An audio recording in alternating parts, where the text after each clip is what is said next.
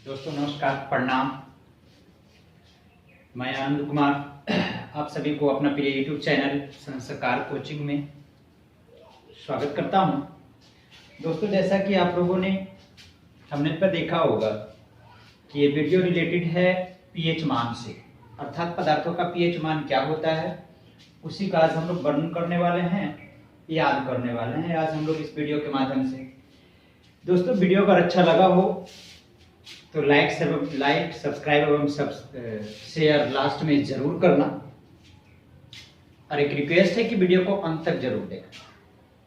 लेकिन वीडियो शुरू करने के पहले, जैसा कि हर वीडियो में आप लोगों ने देखा है, कई दोस्त लोग कमेंट भी किए हैं कुछ, तो एक शायरी सुना देता हूं। पहले क्या है ना कि इस दिल में हर किसी का अरमान नहीं होता। सुन रहे हैं ना आप लोग? इस दिल में हर किसी का अरमान नहीं होता, हर कोई इस दिल का मेहमान नहीं होता। एक बार आरज़ू दिल में बस जाती है जिसकी, उसे भुला देना इतना आसान नहीं होता। तो दोस्तों चलिए इसके बाद शुरू करते हैं, हम लोग अपनी वीडियो पे आते हैं। हमने जो वीडियो में बताया गया है कि ये रिलेटेड है पीएच मान से। कई एग्जाम्स में रेलवे का, एसएससी का और कई एग्जाम्स हैं जिसमें ये पूछ दिया गया है कि किस पदार्थ का पीएच मान कितना होता है। तो आज देखते हैं एक मजेदार थ्योरेटिकल तरीके से क्या ना। तो सबसे पहले बेसिक चीज हम लोग जानेंगे ना कि आखिर पीएच का मतलब क्या होता है। ये जो पीएच है ना, इस पीएच का मतलब क्या होता है, क्या इसका अर्थ है, व्हाट मीन ऑफ पीएच। तो सबसे पहले हम लोग जानते हैं पीएच लिखने के बाद कि इसमें दो वर्ड हैं। पीएच में कितने वर्ड हैं? दो लेटर है, सॉरी, पी और एच। ये जो पी है ना उसका अर्थ होता है ना पोटेंस। पी का मतलब क्या है? पोटेंस। और एच का अर्थ है हाइड्रोजन आयन। एच का अर्थ क्या है? Hydrogen ion. अब ये पोटेंस का मतलब क्या होता है, what is mean of potence, तो हम लोग जानते हैं या नहीं जानते हो तो जान लीजिए। देखिए ये पोटेंस जो है ना लैटिन भाषा से लिया गया है। अगर आपको पूछा जाए ना कि पोटेंस किस भाषा से लिया गया है, तो लैटिन भाषा से लिया गया है।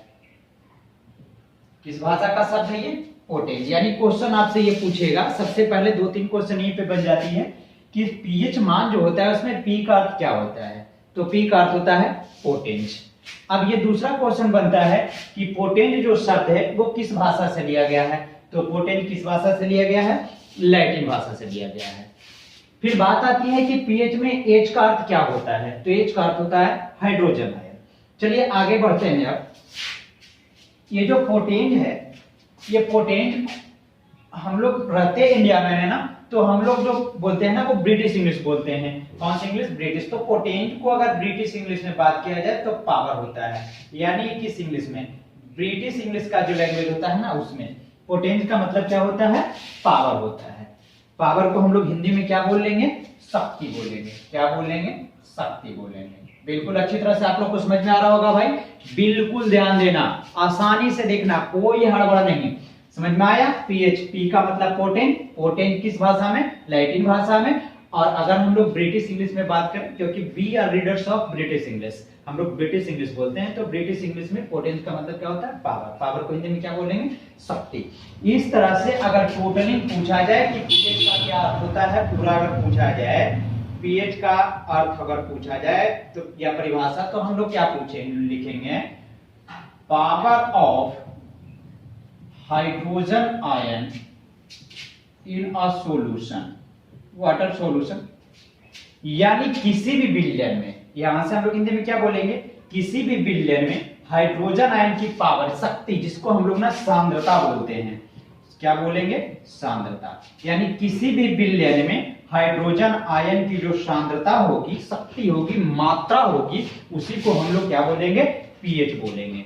क्या बोलेंगे? पीएच मान बोलेंगे। अब यहां से तो हम लोगों ने पी का अर्थ समझ लिया पूरा। अब बात करते हैं एच का। जब हाइड्रोजन आया है ना, तो हाइड्रोजन का कुछ डिटेल्स हम लोग ले लेते हैं। यहां से आप लोग को पूछ दिया जाएगा कि हाइड्रोजन है क्या। तो सबसे पहले ना बात करेंगे कि हाइड्रोजन एक एलिमेंट है। हाइड्रोजन एक क्या है? तत्व है। और अब तक केमिस्ट्री के अनुसार हम लोग पढ़े तो लगभग 120 तत्वों का आविष्कार यानी खोज हो चुका है, जिसमें हाइड्रोजन जो है ना प्रथम स्थान पे है, पहला तत्व हाइड्रोजन है। तो हाइड्रोजन क्या है? तत्व है। और यहां से हम लोग जानते हैं ना कि तत्व को दो भागों में बांटा गया है, पहले धातु और एक अधातु, और इससे इन दोनों गुण के गुण से मिलता जुलता एक गुण वाला होता है उपधातु। तो पहले अगर बात करें कि तत्वों की संख्या अब तक केमिस्ट्री में कितनी है? 120 है। हाइड्रोजन क्या है? एक तत्व है। हाइड्रोजन का संकेत क्या है? H है। अब तत्व में बात किया जाए कि धातु है, उपधातु है कि अधातु है, तो हाइड्रोजन क्या है? अधातु है। हाइड्रोजन क्या है? अधातु है। चलिए ये क्लियर हो गया। अब हाइड्रोजन एक अधातु है, तो यहां से हम लोग ये जानेंगे कि कोई भी तत्व होता है, धातु हो, अधातु हो या उपधातु हो, उसकी तीन भौतिक अवस्थाएं होती हैं जनरली। जब हम लोग पदार्थ की भौतिक अवस्थाएं पढ़ते हैं तो तीन भौतिक अवस्थाएं होते हैं। वो कौन कौन सी हैं? वो होती हैं ठोस है, द्रव है और क्या है? गैस है। ठोस, द्रव और गैस, ये मूल रूप से तीन अवस्थाएं हैं। लेकिन चौथी और पांचवी की बात किया जाए तो वो प्लाज्मा है और क्या है? बीएसी है। चौथी की भी अगर बात हम लोग कर लें तो ये चौथी अवस्था क्या है? प्लाज्मा, और पांचवी अवस्था क्या है? बीएसी, जिसको पूरा नाम हम लोग बोस-आइंस्टीन कंडेंसेट लिखते हैं। क्या लिखेंगे? Bose-Einstein condensate. तो यहां से अगर बात किया जाए कि हाइड्रोजन एक तत्व है, तत्व में एक अधातु है, तो भौतिक अवस्था के रूप में क्या है? ठोस है, द्रव है या गैस है या प्लाज्मा या बीएसी है। तो हाइड्रोजन एक क्या है? गैस है। हाइड्रोजन क्या है? गैस है। तो हम लोग कह सकते हैं कि हाइड्रोजन एक गैसीय अधातु तत्व है। हाइड्रोजन क्या है? एक गैसीय अधातु तत्व है। चलिए अब यहां तक आप लोग देखिए, बढ़िया से समझ में भी आ गया होगा। आप स्क्रीनशॉट ले सकते हैं इसका, एक सेकंड। अब इसके बाद हम लोग पढ़ेंगे कि जब वो हाइड्रोजन है तो हाइड्रोजन का स्थान जो है ना वो आवर्त सारणी के किस वर्ग में है?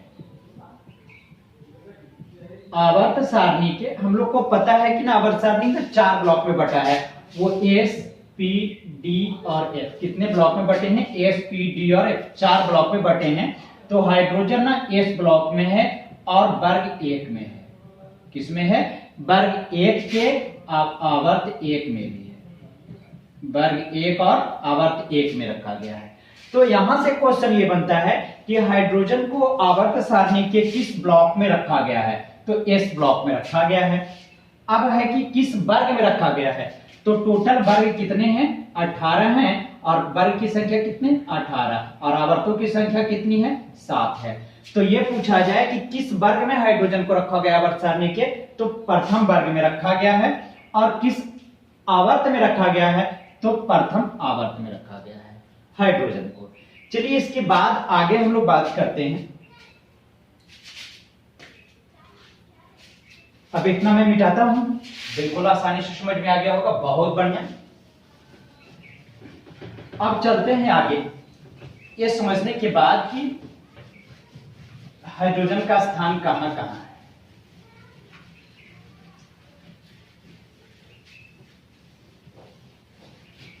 अब ये लोग हमको पता हो जाना चाहिए कि कोई भी तत्व एक दूसरे के साथ रिएक्शन करता है। जैसे कार्बन को ऑक्सीजन से मिलाते हैं, C+O2 अगर लिखें तो C+O2 आपका क्या बनता है? CO2 अर्थात कार्बन डाइऑक्साइड बन रहा है। H2+O2 लगाते हैं तो क्या बनता है? H2O, जल बनता है। तो बात होती है ना कि एक दूसरे के साथ रिएक्शन क्यों करते हैं? तो रिएक्शन करते हैं अस्थायी होने के लिए, अपने अंतिम कक्षा में 8 इलेक्ट्रॉन पूरा करने के लिए रिएक्शन करते हैं। और 8 इलेक्ट्रॉन जब पूरा हो जाता है दोनों तत्वों का, तो कोई ना कोई रिएक्शन बनता है, कोई ना कोई नया तत्व बन जाता है। तो यही हम लोग अब बात करेंगे कि रिएक्शन करता है तो हाइड्रोजन अपनी अंतिम कक्षा में कितने परमाणु, कितने इलेक्ट्रॉन पूरा करता है? रिएक्शन में चूंकि इलेक्ट्रॉन भाग लेता है, ज्यादा हम लोग वहां तक नहीं जाएंगे बंधन में, क्योंकि हम लोग बात पीएच का ही करना है। तो उसमें हाइड्रोजन की बात आई है तो हाइड्रोजन का थोड़ा डिटेल्स हम लोग ले रहे हैं। तो हाइड्रोजन की अगर हम लोग बात कर रहे हैं तो हाइड्रोजन जो होता है ना, सभी तत्व जी अपने अंतिम कक्षा में 8 इलेक्ट्रॉन पूरा करते हैं, चाहे वो लेकर के करें या त्याग करके करें, यानी ग्रहण करके पूरा करें 8 इलेक्ट्रॉन, या त्याग करके पूरा करें, या फिर साझा करके पूरा करें। लेकिन हाइड्रोजन जो है ना वो ऑक्टेट अर्थात अष्टक पूरा नहीं करते हैं। ऑक्टेट यानी अष्टक पूरा नहीं करते, ये अपने अंतिम कक्षा में डुप्लेट पूरा करते हैं। डुप्लेट अर्थात द्वितीयक, यानी कितना? 2 इलेक्ट्रॉन। तो अगर आपसे ये पूछा जाए कि हाइड्रोजन अपने अंतिम कक्षा में कितने इलेक्ट्रॉन पूरा करने के बाद अस्थायी हो जाता है, तो हाइड्रोजन अपने अंतिम कक्षा में 2 इलेक्ट्रॉन पूरा करने के बाद अस्थायी हो जाता है। अगर ये पूछा जाए कि क्या हाइड्रोजन अष्टक बनाता है, नहीं, तो हाइड्रोजन पूरा होने के लिए, अस्थायी होने के लिए क्या बनाता है, डुप्लेट अर्थात द्वितीयक बनाता है। आगे हम लोग बात करते हैं जब इस तरह से कि जब डुप्लेट बनाता है तो ठीक है। अब हाइड्रोजन जो है ना वो H+ है। हाइड्रोजन अब जब इसके अंत में 1 इलेक्ट्रॉन होता है, क्योंकि इसकी परमाणु संख्या 1 होती है, तो 1 ग्रहण करता है, फिर भी क्या बनाता है, हाइड्रोजन आयन, धन आयन बनाता है। जबकि हम लोग परिभाषा के अनुसार जानते हैं कि जो भी तत्व इलेक्ट्रॉन ग्रहण करता है वो ऋण आयन बनाता है, लेकिन इलेक्ट्रॉन ग्रहण करते भी क्या बनाता है, धन आयन बनाता है। क्यों बनाता है, कैसे बनाता है, हम लोग दूसरी वीडियो में पढ़ेंगे, उतना हम लोग यहाँ पे नहीं जाएंगे। तो यहां से पूछा जाए कि कौन सा ऐसा तत्व है, कौन सा ऐसा आधातु है एकमात्र जो इलेक्ट्रॉन ग्रहण करते हुए भी धन आयन बनाता है, तो वो कौन सा है, हाइड्रोजन आयन। कौन सा है, हाइड्रोजन आयन है। एक बार फिर से रिपीट करता हूं कि हाइड्रोजन एक ऐसा तत्व है जो इलेक्ट्रॉन ग्रहण करते हुए भी कौन सा आयन बनाता है, धन आयन बनाता है। चलिए, क्लियर हो गया। अब यहां से पूछा जाए कि हाइड्रोजन जब H लिखते हैं तो ये एक परमाणु होता है, लेकिन जब H2 लिखते हैं तो क्या होता है, एक अणु होता है। अणु कहने का मतलब एक अणु में कितने परमाणु, 2 परमाणु। तो क्वेश्चन ये पूछा जाए कि क्या हाइड्रोजन परमाणु के रूप में पाया जाता है, तो नहीं, हाइड्रोजन किस रूप में पाया जाता है, अणु के रूप में। अब ये पूछा जाए कि हाइड्रोजन अणु के रूप में क्यों पाया जाता है, क्योंकि इसका परमाणु के रूप में अस्तित्व नहीं है और इसके 2 परमाणु मिलकर के एक अणु का निर्माण करते हैं। चलिए, अब कुछ रोचक तथ्य हम लोग यहाँ ये जानते हैं। कुछ रोचक तत्व जो है ना हाइड्रोजन से रिलेटेड ये बात है कि हाइड्रोजन एकमात्र ऐसा तत्व है जिसकी परमाणु संख्या भी 1 होती है और परमाणु भार भी क्या होती है, 1 होती है। तो क्वेश्चन यहां से ये भी पूछ सकता है आपसे कि कौन सा एक ऐसा तत्व है जिसकी परमाणु संख्या और परमाणु द्रव्यमान यानी परमाणु भार दोनों समान होते हैं, तो कौन सा है, हाइड्रोजन है। यानी परमाणु संख्या भी 1 और परमाणु भार भी 1। अब यहां से ये पूछ सकता है कि आखिर ऐसा क्यों होता है कि परमाणु संख्या परमाणु भार समान होते हैं, ऐसा क्यों होता है, आपसे पूछेगा तो आप क्या बताओगे। जैसे हम लोग लिखते हैं, हम लोग को पता है कि किसी भी तत्व में एक नाभिक होता है, नाभिक में प्रोटॉन और न्यूट्रॉन रहते हैं, इलेक्ट्रॉन चारों तरफ क्या करता है, चक्कर काटता है। इस तरह से इलेक्ट्रॉन इस घेरे में चक्कर काटता है और यहाँ नाभिक में क्या रहता है, प्रोटॉन और न्यूट्रॉन रहता है। तो परमाणु संख्या जो होता है ना, हम लोग अगर बात करें परमाणु संख्या के, तो इलेक्ट्रॉन की संख्या बराबर प्रोटॉन की संख्या बराबर होती है। यानी एक परमाणु में जितने इलेक्ट्रॉन उतने प्रोटॉन होते हैं। प्रोटॉन की संख्या इलेक्ट्रॉन की संख्या को परमाणु संख्या कहते हैं। जब हाइड्रोजन की परमाणु संख्या 1 है तो इलेक्ट्रॉन भी कितने हैं, 1 है। प्रोटॉन भी कितना होगा, 1 होगा, यानी 1 इलेक्ट्रॉन और 1 प्रोटॉन। लेकिन जैसे ही अगर हम लोग द्रव्यमान संख्या निकालते हैं तो द्रव्यमान संख्या बराबर होता है P+N। यानी किसी भी तत्व का बायोडिक total we talk about atomic mass, atomic number of an element, then we have to know it that will be equal to the sum of proton and neutron। हम लोग को ये पता होगा कि किसी भी तत्व का अगर हम लोग परमाणु द्रव्यमान या द्रव्यमान संख्या निकालें तो प्रोटॉन और न्यूट्रॉन की संख्या का योगफल होगा। तो हम लोग यहाँ देखते हैं कि द्रव्यमान संख्या कितना होता है, इसका भी हम लोग को मालूम है पहले से। परमाणु संख्या या द्रव्यमान संख्या कितना होता है, 1 होता है। प्रोटॉन हम लोग को पता करना है, न्यूट्रॉन पता करना है, प्रोटॉन कितना, 1 है, न्यूट्रॉन 1। अब 1 -1 करेंगे बराबर n, so that n equal to कितना हो गया, 0 हो गया। अर्थात हम लोग यहां से ये देखते हैं कि हाइड्रोजन एक ऐसा तत्व है जिसमें इलेक्ट्रॉन और प्रोटॉन तो है लेकिन न्यूट्रॉन नहीं है। तो यहां से क्वेश्चन और आता है, बहुत इंपॉर्टेंट पॉइंट, BBI पॉइंट जिसको हम लोग कह सकते हैं कि कौन सा एक ऐसा तत्व है जिसमें न्यूट्रॉन नहीं पाया जाता है। कौन सा एक ऐसा तत्व है जिसमें न्यूट्रॉन नहीं पाया जाता है, तो वो कौन है, हाइड्रोजन है। यानी हाइड्रोजन एक ऐसा तत्व है जिसके नाभिक में न्यूट्रॉन नहीं पाया जाता है, जैसा कि अभी हम लोग बता रहे थे कि प्रोटॉन और न्यूट्रॉन होता है उसके नाभिक में। यानी हाइड्रोजन के नाभिक में न्यूट्रॉन नहीं होता है, प्रोटॉन होता है। तब तो अगर न्यूट्रॉन होता तो न्यूट्रॉन यहाँ जुड़ता तो द्रव्यमान संख्या यानी परमाणु भार क्या होता, ज्यादा होता ना, ज्यादा इक्वल। याद हो गया होगा कि कौन सा एक ऐसा तत्व है जिसमें न्यूट्रॉन नहीं होता, तो वो कौन सा है, हाइड्रोजन है। लेकिन यहां से बात कुछ और अलग भी है कि हाइड्रोजन के समस्थानिक होते हैं भी। हाइड्रोजन के क्या होते हैं, समस्थानिक होते हैं। और जो समस्थानिक है, समस्थानिक में न्यूट्रॉन की संख्या होती है, मूल हाइड्रोजन में नहीं होती है। तो हम लोग बात करते हैं ना कि हाइड्रोजन के 3 समस्थानिक हैं। अगर हम लोग आइसोटोप्स ऑफ हाइड्रोजन की बात करें तो हाइड्रोजन की 3 समस्थानिक है। इसे हम लोग पढ़ते चलते हैं। पहला जो है ना प्रोटियम है। पहला क्या है? प्रोटियम है, जिसमें होता है ना H11, यानी परमाणु संख्या भी है और द्रव्यमान संख्या भी 1 होती है। दूसरा जो होता है ना वो ड्यूटेरियम है। क्या है? ड्यूटेरियम है, जिसमें परमाणु संख्या तो वही रहेगा, परमाणु भार कितना होता है? 2। तीसरा जो है ना वो ट्राइटियम है। क्या है? ट्राइटियम में क्या होता है ना H31, परमाणु संख्या 1, परमाणु भार कितना? 3 हो गया। अब इसमें हम लोग जब निकालते हैं परमाणु द्रव्यमान को A से, यानी परमाणु भार को सूचित करते हैं ना, तो A बराबर अगर P प्लस N निकालेंगे तो P प्लस N, A आपका कितना है? नीचे वाला परमाणु भार दिखाता है, ऊपर वाला परमाणु संख्या।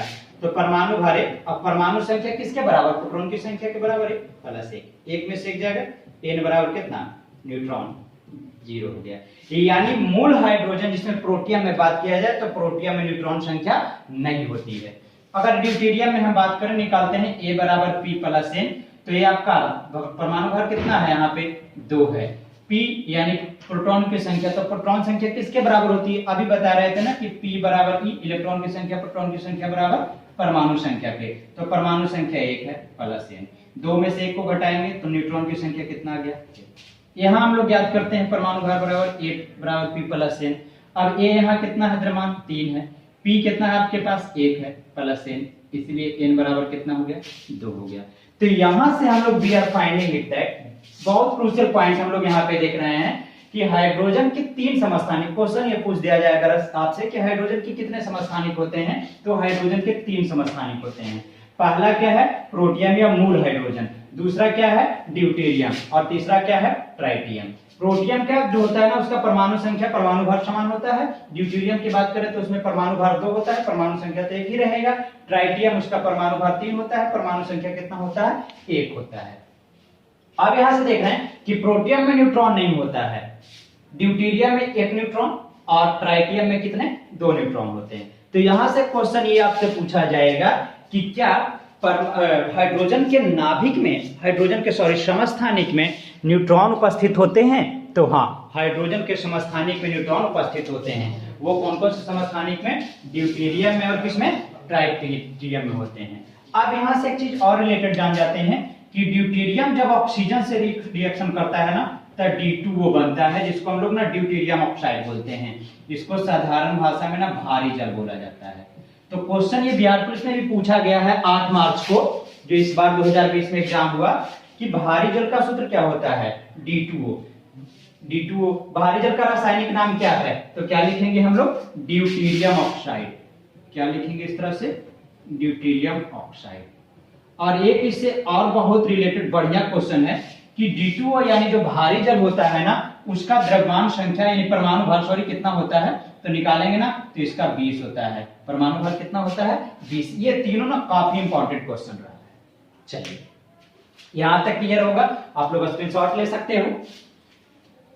चलिए, इसके बाद आगे जब हम लोग पढ़ते हैं दोस्तों, वीडियो तो काफी अच्छा तरह से समझ में आ रहा होगा, सभी पॉइंट्स आप लोग को क्लियर होते जा रहे हैं। जो प्रॉब्लम होगा आप लोग कमेंट में जरूर बताना।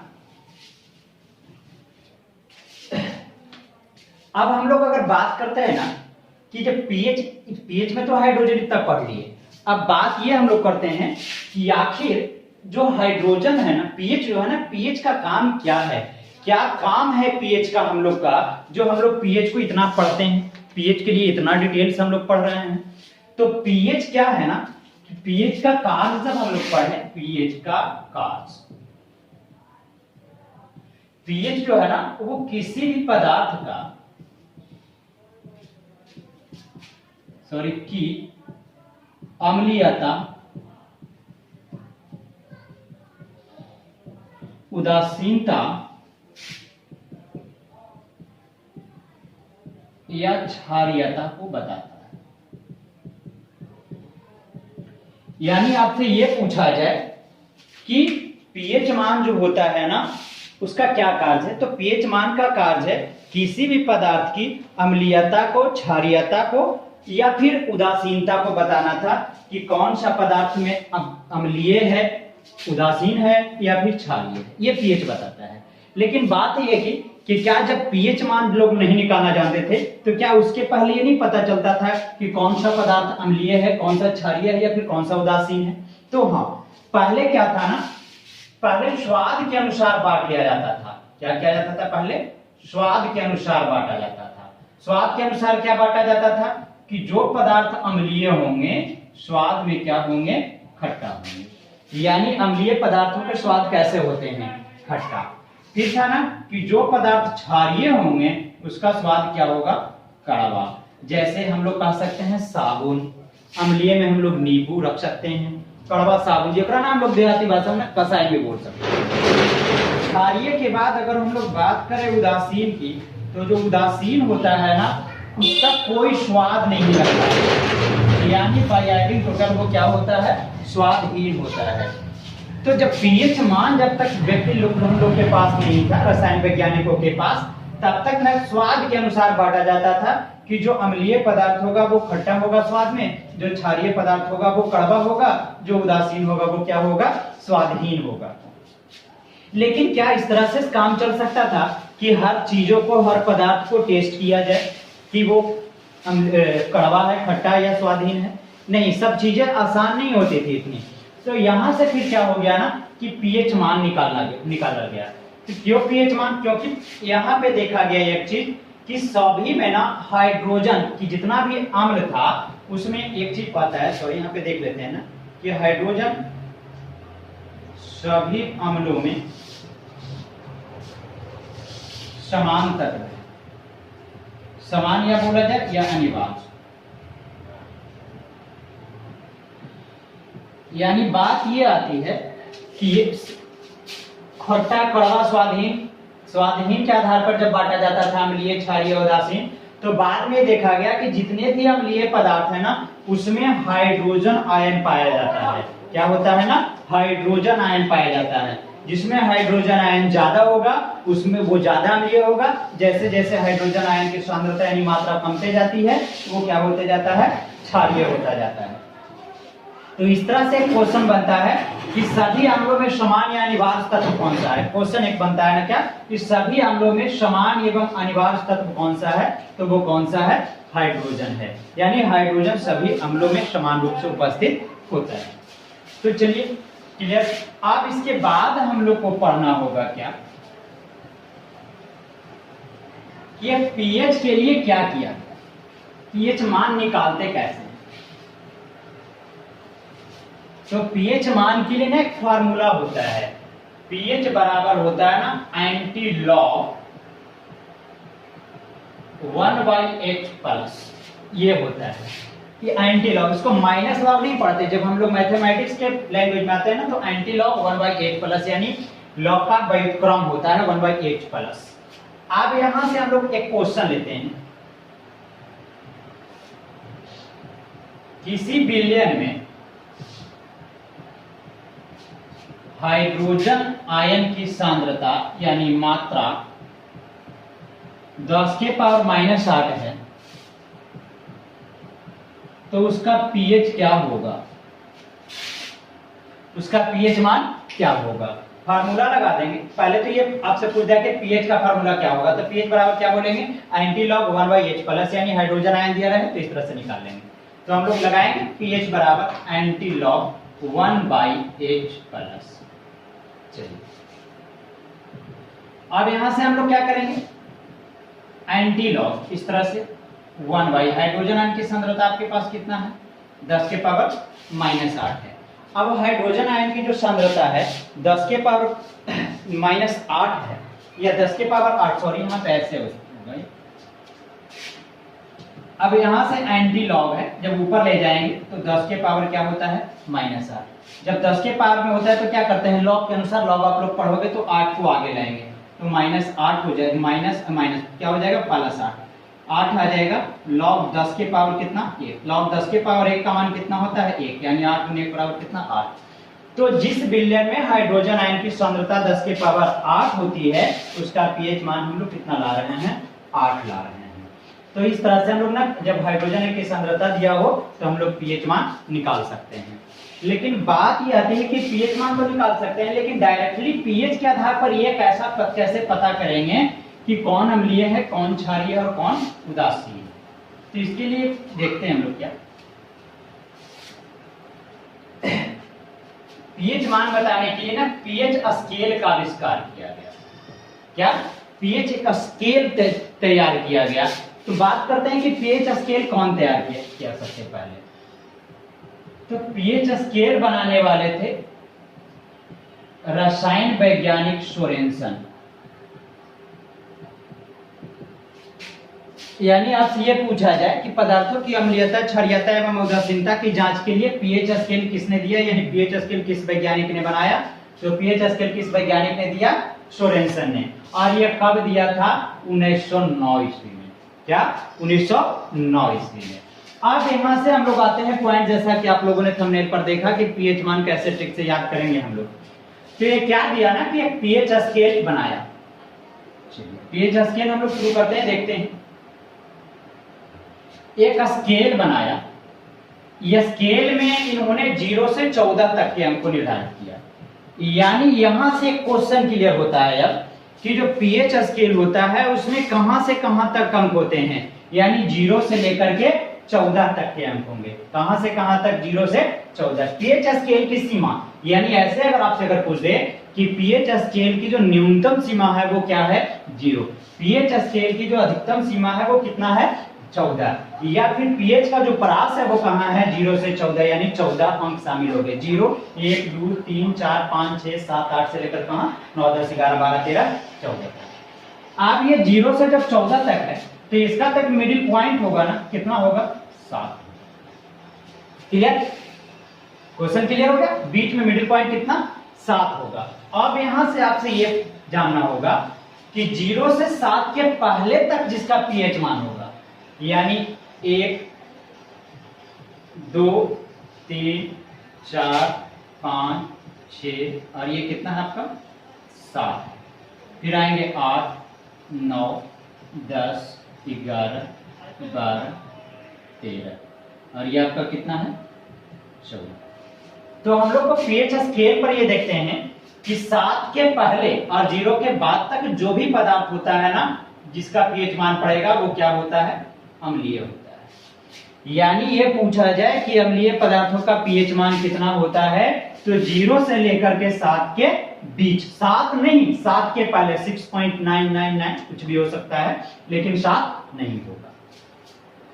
अब यहां से ये बात किया जाए कि जिसका पीएच मान 7 हो जाएगा वो क्या होगा, उदासीन होगा। पीएच मान 7 वाला क्या, उदासीन हो जाएगा।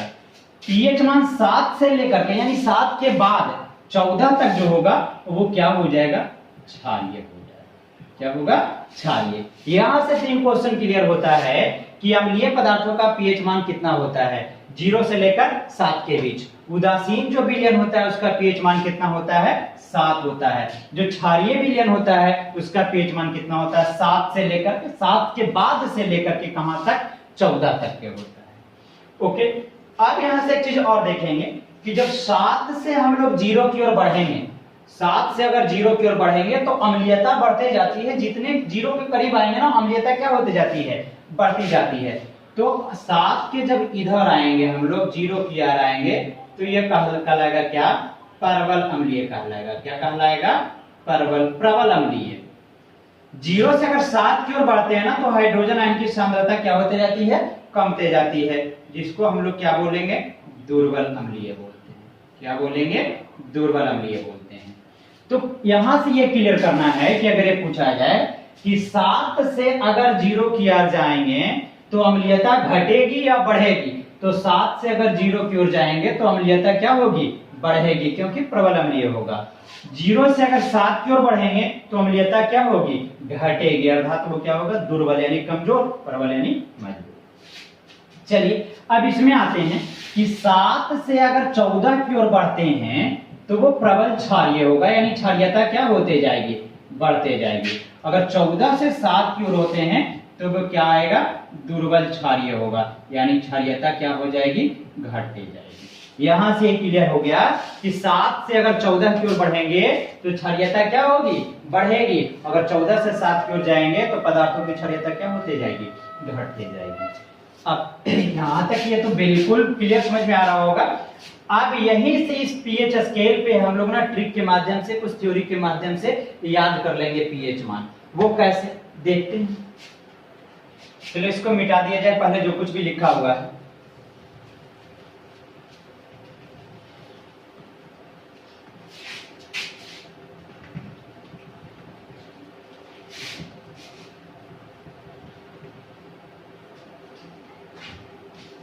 चलिए अब यहां से हम लोग बात करें ना कि 0 से 14 तक तो हो गया, तो 0 किसका पीएच मान होता है, ये अगर बात किया जाए कि पीएच मान 0 किसका होता है, तो एक चीज हम लोग पहले याद कर लेते हैं कि HCl होता है ना, जो हाइड्रोक्लोरिक अम्ल, जो हम लोग के पेट में बनता है अमाशय से, उसका पीएच मान कितना होता है, 0 होता है। कितना होता है, 0 होता है। HCl को क्या बोलेंगे हम लोग, हाइड्रोक्लोरिक अम्ल बोलेंगे, यानी हाइड्रोक्लोरिक अम्ल का पीएच मान कितना, 0 हो गया। चलिए, और यही बात है जब कि हाइड्रोक्लोरिक अम्ल का पीएच मान जब 0 से बढ़ता है 1 या 1.5 होता है, हम लोग के पेट में क्या होने लगता है, दर्द होने लगता है। और जब दर्द होती है अम्लीयता बढ़ने के कारण, तो हम लोग क्या करते हैं ना कि उसको फिर एंटासिड खाते, एंटी एसिड दवाई खाते हैं और पेट दर्द शांत होती है। तो चलो, तो HCl का पीएच मान कितना, 0 हो जाएगा। हम लोग अगर बात करें एक, तो H2SO4 जिसको हम लोग क्या बोलते हैं ना, सल्फ्यूरिक या सल्फ्यूरस अम्ल, इसको क्या बोलेंगे, H2SO4 को सल्फ्यूरिक या सल्फ्यूरस अम्ल। H2SO4 का पीएच मान कितना, 1 होता है। H2SO4 का पीएच मान कितना, 1 होता है। ये पहले थ्योरी के रूप से जनरल जो हम लोग याद कर ले चलते हैं। अब H2SO4 को हम लोग को पता है सभी को कि 10th क्लास की केमिस्ट्री में पढ़ना है कि कारों की बैटरी में प्रयोग किया जाता है, इसलिए H2SO4 को क्या कहा जाता है, बैटरी अम्ल कहा जाता है। चलिए, 1 के बाद आते हैं 1.5 पे, तो हम लोग के पेट में ना गैस्ट्रिक जूस बनता है, तो ये गैस्ट्रिक जूस का पीएच मान कितना होता है, 1.5। ये 3 क्लियर हो गया होगा आप लोग को कि 0 किसका पीएच मान, HCl यानी हाइड्रोक्लोरिक अम्ल का, जो कि हमारे अमाशय में बनता है। 1 किसका, H2SO4 का, सल्फ्यूरिक या सल्फ्यूरस अम्ल का, जिसको कार की बैटरी में यूज किया जाता है, और इसको हम लोग क्या बोलते हैं, इसलिए बैटरी अम्ल। 1.5 किसका होता है, गैस्ट्रिक जूस का, जो कि हमारे कहां बनता है, पेट में ही बनता है। चलिए, इसके बाद हम लोग आते हैं कि ये जो है ना, दूध की बात अगर करते हैं कि दूध किसका पीएच मान होता है, तो दूध जनरली पीएच मान किसी वस्तु का नहीं पाया गया है। हम बात करते हैं क्या, आप लोगों ने सुना होगा नींबू, आप लोग सुने होंगे नींबू, नींबू का पीएच मान कितना होता है, तो कहीं कहीं 2.2, कहीं कहीं 2.4 भी लिखा होता है।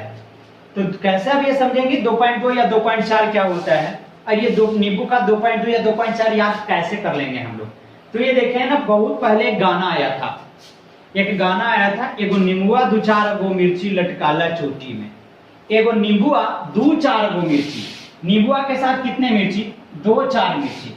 क्या अब 2-4 अगर नींबू के साथ हम लोग लिख दिए, तो क्या ये 2-4 जो है 24 पीएच मान होता है, नहीं होता है। तो हम लोग बीच में क्या देंगे, पीएच मान तो 14 तक ही होगा ना, तो बीच में क्या देंगे हम लोग, पॉइंट दे दिए, यानी नींबू का पीएच मान कितना, 2.4। नींबुआ 2-4 गो मिर्ची, यानी 2.4 इसकी अधिकतम सीमा होती है, हम लोग को याद करना होगा इसकी न्यूनतम सीमा कितना, 2.2, यानी नींबू का पीएच मान कितना, 2.2 से 2.4। कहीं कहीं अगर ऑप्शन में निम्न सीमा 2.2 दिया हो तो 2.2 लगाएं, अगर 2.4 हो तो 2.4 लगाएं, लेकिन अगर प्रास दिया गया हो ये भी कि 2.2 से 2.4, तो 2.2 से 2.4 हम लोग लगाएंगे। ओके, बिल्कुल क्लियर हो गया होगा।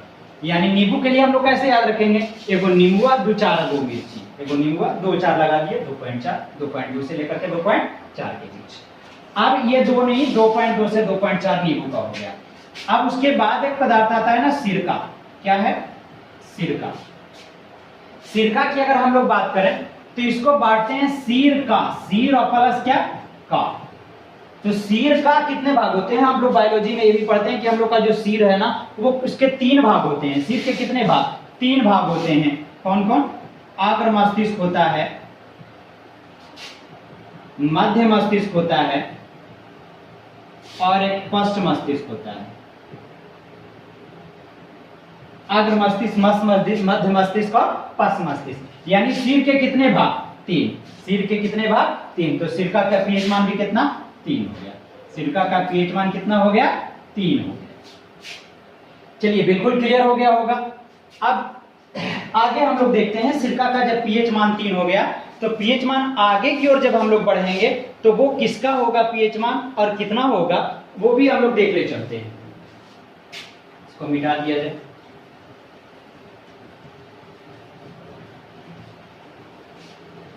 अब कुछ जो जनरल पड़ेगा वो सीधे हम लोग देखते हैं जो 7 होता है वो पीएच मान किसका होता है? जो 7 होता है वो पीएच मान किसका होता है? तो 7 तो उदासीन होता है। तो ये जो होता है ना, हम लोग अगर बात करें जल, शुद्ध जल का पीएच मान कितना होता है? 7 होता है। शुद्ध जल का पीएच मान 7। तो शुद्ध जल कौन सा होता है? वर्षा जल। वर्षा जल का पीएच मान कितना? 7 हो जाएगा। और एक नमक का भी पीएच मान कितना होता है? 7 होता है। क्योंकि नमक एक लवण है, आम्ल और भस्म की यानी क्षार की अभिक्रिया से बनता है, वो लवण है। तो इसका पीएच मान कितना होता है? 7। अब हम लोग ये जो जल है ना और नमक का कैसे याद रखेंगे? तो जल सबसे ज्यादा कहाँ पाया जाता है? सबसे ज्यादा मात्रा में अगर हम लोग पानी देखें तो कहाँ पाया जाता है? तो समंदर में पाया जाता है। सबसे ज्यादा मात्रा में पानी कहाँ पाया जाता है? समंदर में पाया जाता है। तो समंदर में जल की मात्रा जब पाया जाता है सबसे ज्यादा, और नमक भी कहाँ से निकलता है? समंदर से ही निकलता है। तो इस तरह से हम लोग कह सकते हैं एक ट्रिक हम लोग, जैसा कि हम लोगों ने थंबनेल पर देखा है कि 7 समंदर पार, एक गाना है, 7 समंदर पार मैं तेरे पीछे पीछे आ गई। तो समंदर क्या है? कितना लगा है? 7। और समंदर में क्या पाया जाता है? जल और क्या? नमक। तो समंदर के आगे 7 लगल है तो वर्षा और जल का नमक का भी कितना? 7 हो जाएगा पीएच मान। नहीं तो आप ऐसे भी दूसरे तरीका से याद कर सकते हैं कि जो जल है ना और उसका नमक जो है ना, हम लोग को सप्ताह में 7 दिन होते हैं, 7 दिन इसकी आवश्यकता होती है। तो इस तरह से वर्षा जल और नमक का पीएच मान कितना हो गया? 7। अब इसके बाद आगे जब हम लोग पढ़ेंगे तो ये जो 14 है ना वो NaOH, सोडियम हाइड्रोक्साइड का पीएच मान, NaOH का पीएच मान कितना होता है? 14 होता है। अभी जो सोडियम हाइड्रोक्साइड है ना, इसी को हम लोग ना कास्टिक सोडा कहते हैं। क्या कहते हैं? कास्टिक सोडा का। चलिए बिल्कुल क्लियर। NaOH। अब यहां से एक चीज और हम लोग देखेंगे क्या कि जब वर्षा जल की बात होती है तो 7 है। एक बात आती है ना, जब इसमें नाइट्रोजन के ऑक्साइड या सल्फर के ऑक्साइड मिल जाते हैं तो वो अम्लीय वर्षा कहलाती है। ये 7 है, 7 से तो अम्लीय वर्षा का मान है कि जो अम्लीय होगा वो 7 से नीचे होगा। तो 7 में क्यों नहीं याद कर रहे चले कि वर्षा जल शुद्ध जल होता है, उदासीन होता है, पीएच मान 7 होता है। लेकिन बात जब अम्लीय वर्षा की हो जाए तो वो तो अमूमन है कि 7 से कम होगा। तो अम्लीय वर्षा का पीएच मान कितना हो जाता है? 5.6 हो जाता है। क्लियर? कितना? 5.6 हो जाता है। चलिए याद है इसको।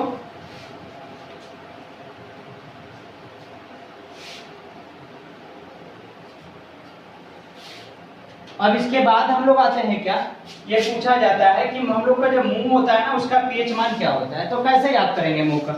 जैसे सुबह सुबह जब हम लोग उठते हैं तो हम लोग ब्रश नहीं कर रहे होते हैं, नहीं किए होते हैं, तो हम लोग कहते हैं ना कोई कुछ अगर खाने के लिए दो तो बोले नहीं भाई नहीं खाएंगे। क्यों नहीं खाएगा भाई? तो हम लोग बोलते हैं अरे भाई मुंह पच पच कर रहा है। क्या कर रहा है? मुंह पच पच कर रहा है। पच पच यानी मुंह पच पचा रहा है, पच पच कर रहा है, यानी पच पच यानी 5 5। मिसाल क्या है?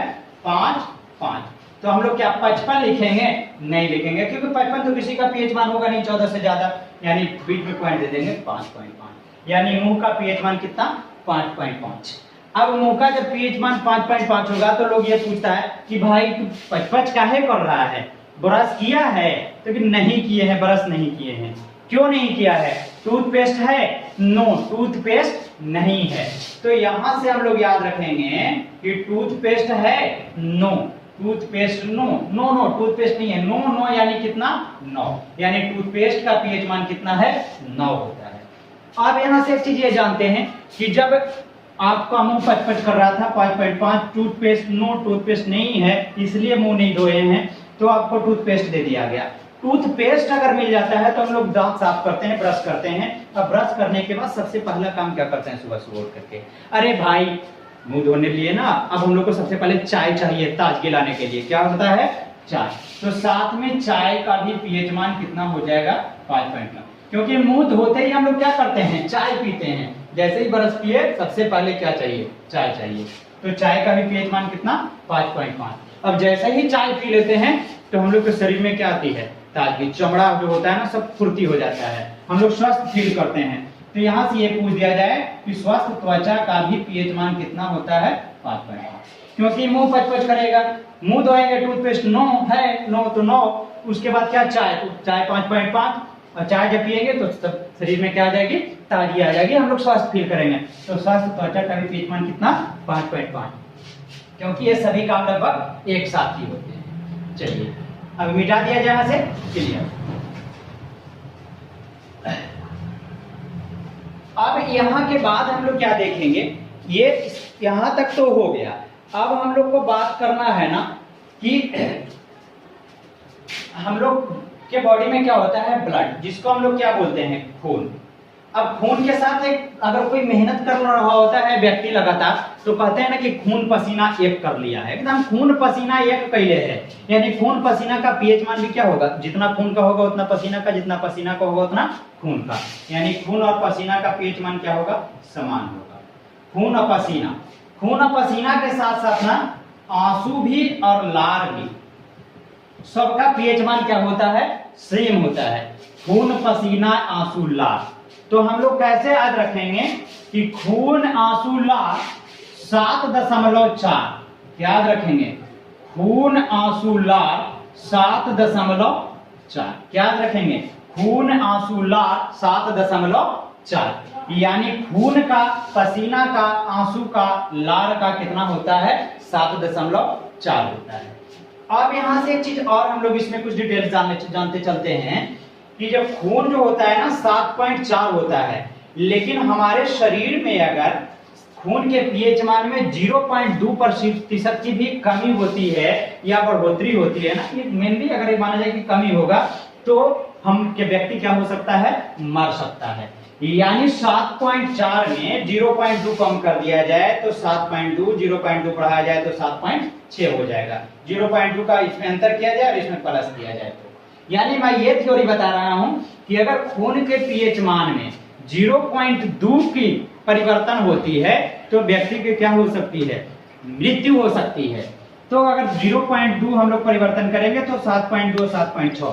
अगर और जी तो इस तरह से अगर पूछा जाए कि हमारा शरीर जो होता है ना किस पीएच परास के बीच काम करता है, तो थोड़ा सा और नीचे हम लोग ले लेते हैं 7 से 7.8 के बीच तक। कितना हमारा शरीर का पीएच मान कितना होता है, 7 से लेकर के 7.8। इसी थ्योरी से हम लोग ले लिए, यानी ये पूछा जाए अब आपसे कि हमारा शरीर का जो पीएच परास होता है वो कितना से कितना तक होता है, तो 7 से 7.8। चलिए अब पसीना, उसके बाद हम लोग बात किए आंसू का, तो आंसू आंख के लैक्रिमल ग्रंथि से निकलती है। ये पूछा जाए कि आंसू आंख के किस ग्रंथि से निकलती है, तो लैक्रिमल ग्रंथि से निकलती है।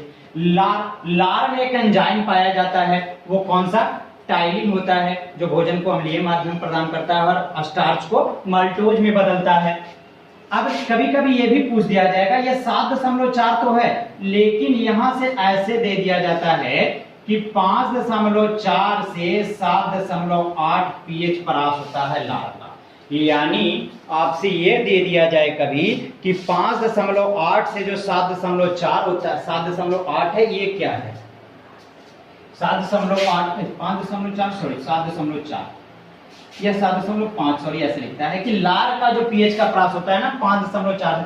ऐसे हम लोग जनरली लार का भी कितना 7.4 लिखेंगे, लेकिन कभी कभार ऐसा भी दिया होता है। ऐसा क्या होता है ना, ये 5.4 होता है ना, वो जब हम लोग खाना खाते हैं ना तो खाने के पहले जो होता है ना लार का पीएच मान 5.4 और खाने के बाद लार का पीएच मान 7.5 के आसपास होता है। लेकिन औसतन हम लोग लार का पीएच मान भी कितना लिखते हैं 7.4। लेकिन आपकी जानकारी के लिए अगर ये दिया जाए कि खाने के पहले जो मुंह का लार होता है उसका पीएच मान कितना 5.4 और खाने के बाद जो मुंह का लार होता है उसका पीएच मान कितना 7.5 होता है। चलिए अब लार के साथ जब हम लोग खाना खाते हैं तो हम लोग देखें कि खून पसीना आंसू लार 7.4। अब उसके बाद खाना खाते हैं तो खाना का पाचन कहाँ होता है, तो खाना का पाचन हम लोग के बढ़िया से ना पूरी तरह से छोटी आंत में होता है। तो लाल आंसू सब 7.4 है, तो जाएगा बचेगा कहाँ, छोटी आंत में। तो छोटी आंत का भी पीएच मान कितना होगा, 7.4 ही होता है। छोटी आंत का भी पीएच मान कितना, 7.4 होता है। चलिए बिल्कुल आप लोग स्क्रीनशॉट कर सकते हो। आगे हम लोग अब देखते हैं ना कि कभी ये भी पूछ दिया जाता है कि दूध का पीएच मान कितना होता है। दूध का पीएच मान, अब हम लोग दूध का याद करेंगे। तो दूध जो होता है ना, हम लोग दूध पी करके क्या हो जाते हैं, मजबूत हो जाते हैं, पहलवान बनते हैं। अगर कोई हमसे लड़ने आता है तो क्या बोलते हैं कि तुम लोग को छक्का छुड़ा देंगे या छठी का दूध याद रखेंगे, करवा देंगे, छठी का दूध याद दिला देंगे। क्या बोलते हैं, छठी का दूध याद दिला देंगे, या फिर छक्का छुड़ा देंगे। क्या कर देंगे, छक्का छुड़ा देंगे, यानी छक्का छुड़ाना। दोनों में क्या आ रहा है, 6 आ रहा है, यानी 6.6 छक्का छुड़ाना, यानी कितना, 6 तो क्या 66 होगा पीएच मान, नहीं, बीच में क्या दे देना है, 6.6। तो ये दूध का जो 6.6 है ना, वो अधिकतम सीमा होता है 6.2 से हम लोग जानेंगे कितना, 6.6 तक। तो यानी यहां से अगर खुद दे दिया जाए कि दूध का पीएच मान कितना होता है, तो न्यूनतम पीएच मान में 6.2, अधिकतम 6.6, छक्का छुड़ाना, और परास 6.2 से 6.6। अब दूध से ही क्या निकलता है, मक्खन। दूध से ही क्या निकलता है, मक्खन। तो आपसे ये भी पूछ सकता है ना कि मक्खन का पीएच मान कितना होता है। तो दूध से ही निकलता है, तो इससे निकलेगा, तो इससे तो पीएच मान कम ही होगा ना। तो 6.1 से 6.4 साथ में याद रखेंगे, मक्खन का पीएच मान 6.1 से 6.4 तक होता है। चलिए इसके बाद अब और कुछ जो बच गया हम लोग उसको देखते हैं।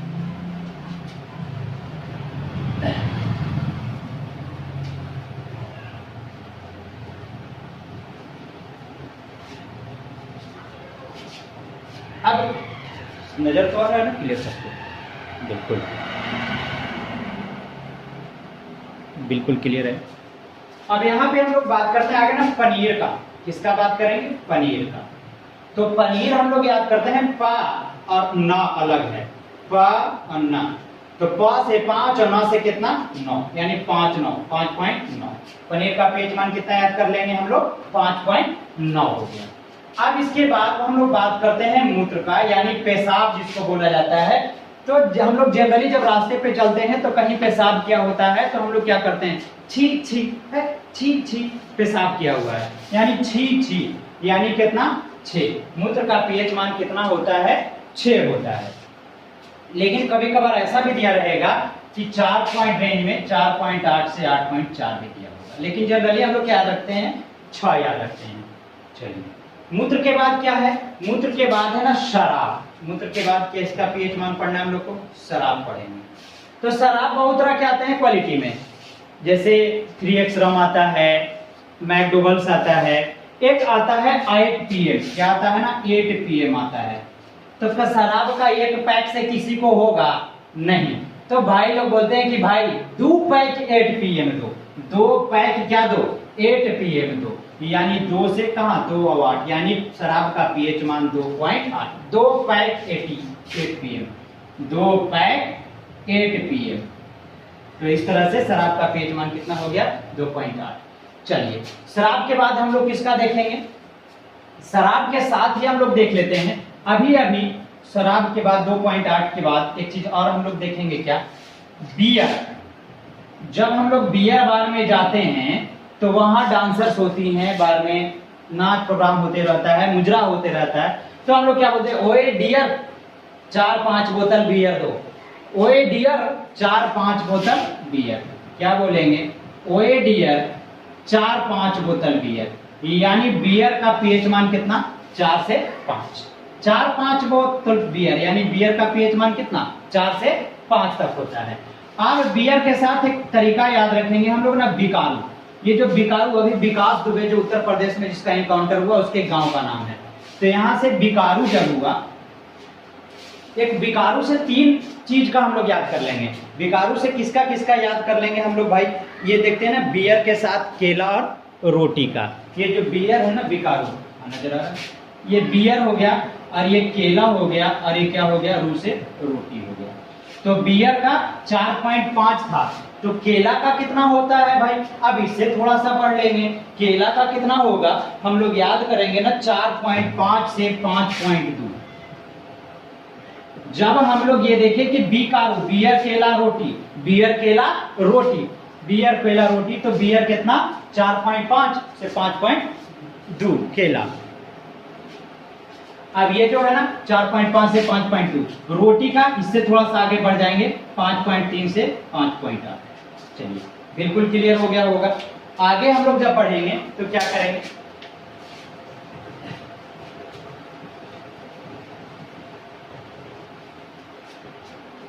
आगे हम लोग का क्या है, मछली। मछली का क्या होता है ना, फिश। इंग्लिश में मछली को क्या लिखते हैं, फिश। एक जो है ना अल्फाबेट के 6ठे नंबर पर है, एच कितना नंबर पर, 8वें नंबर पर है, यानी 6 से 8 तक, यानी 6.8, यानी मछली का पीएच मान कितना 6.8 होता है, जिसको हम लोग लिख सकते हैं रेंज में 6.6 से 6.8। चलिए मछली के बाद हम लोग याद करते हैं शैम्पू का। तो एक कोई पूरी गाना है कि आवत सारे सोया सखी टेम्पू से। टेम्पू और शैम्पू मिलता जुलता है, टेम्पू, टेम्पू से आवत है। और जो सैया का टेम्पू है उसका नंबर कितना है, टेम्पू नंबर 710। टेम्पू नंबर कितना 710, यानी 7 से 10। तो यहां से हम लोग याद रखेंगे कि शैम्पू का पीएच मान कितना 7 से 10 होता है। अब बात करें टमाटर का, तो लोग होता है ना भाई 4-5 टमाटर दे दो, 4-5 टमाटर दे दो, तो 4-5 टमाटर की बात आती है तो 4.5 से 5.5 होता है किसका पीएच मान, टमाटर का। ओके, इसके बाद हम लोग और किसका किसका बच गया भाई, इसके बाद अंडा का। तो हम लोग को 1-2 अंडे से कुछ नहीं होता, हम लोग कहते हैं भाई हमको 7-8 रुपये अंडे मिलता है, 7-8 रुपये, यानी 7 से कितना 8, पीएच मान 7 से 8 किसका होता है, अंडा का। चलिए उसके बाद हम लोग बात करेंगे किसका, हेयर स्ट्रोकिंग क्रीम का। हेयर स्ट्रोकिंग क्रीम है ना, क्या है, हेयर स्ट्रोकिंग केमिकल, जो बालों में लगाने वाला, 11.5 से 14 तक होता है। हेयर स्ट्रोकिंग केमिकल का पीएच मान कितना 11.5 से 14। हम लोग बात करेंगे लाइम का, तो कुछ याद करने वाला होता है CaOH, यानी कैल्शियम हाइड्रोक्साइड का। तो इसका कितना होता है, हम लोग कैल्शियम हाइड्रोक्साइड का 12.4 होता है। कितना होता है, 12.4 होता है। इसके बाद हम लोग बात करेंगे किसका, NH3 का। तो हम लोग कैसे याद करेंगे NH3 को, NH3 को देख लेते हैं। एक परमाणु द्रव्यमान कितना 14, हाइड्रोजन 1, तो 1 में कितना 3, तो 14 में से 3 घटा दिए तो कितना 11, क्योंकि NH3 N2 प्लस H2 से बनता है NH3। तो इस तरह से हम लोग ने ट्रिक के माध्यम से ये याद करेंगे। NH3 का कितना 11 होता है। तो लगभग ना मैंने जो भी पूछा जाता है एग्जाम्स में पीएच मान, वो सभी आप लोग को करवा दिया। इसके बाद दोस्तों क्या कुछ और बच गया है पॉइंट्स में, मेरा नोट्स में ऐसा तो कुछ अब नहीं बच गया जिसका पीएच मान आपको बताना रह गया हो। इतना से ज़्यादा पीएच मान नहीं आता है जनरली। दोस्तों आप लोग को वीडियो जरूर अच्छा लगा होगा, लाइक सब्सक्राइब एवं शेयर जरूर करना मेरे वीडियो को। तब तक के लिए धन्यवाद।